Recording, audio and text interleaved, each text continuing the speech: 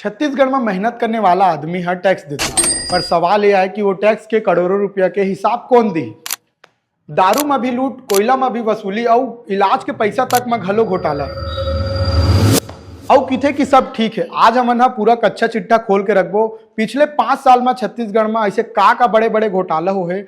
आज हमन ये वीडियो में बात करबो। सबले पहले हमन दारू घोटाला के बात करबो। जी हाँ, ये है 3500 करोड़ के दारू घोटाला रही। जी हाँ, जब भूपेश बघेल जी के सरकार रही से तब आप मन अगर दारू लेता हो तो ओकर पैसा है या फिर वो हर एक पैक के कमीशन है काकरो निजी अकाउंट में जात रही।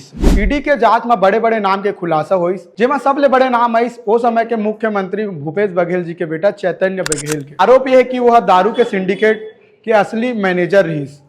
18 जुलाई 2025 के ओकर गिरफ्तारी हुई और ओकर खबर यह है कि ओकर हिस्सा में 200 करोड़ ले ज्यादा रही। दूसरा घोटाला है कोयला खदान कंपनी। जी हाँ, कोयला के काला कमाई और काला खेल। अब आ जाओ कोयला खदान कंपनी में। यहाँ चलती से 540 करोड़ के अवैध वसूली। छत्तीसगढ़ में जेकर कोयला के ट्रक निकलत रही से वो हर ट्रक ले 25 रुपया के कमीशन लेवा जात, बिना पैसा के कोनो गाड़ी ला आगे बढ़े नहीं दे जात रही से।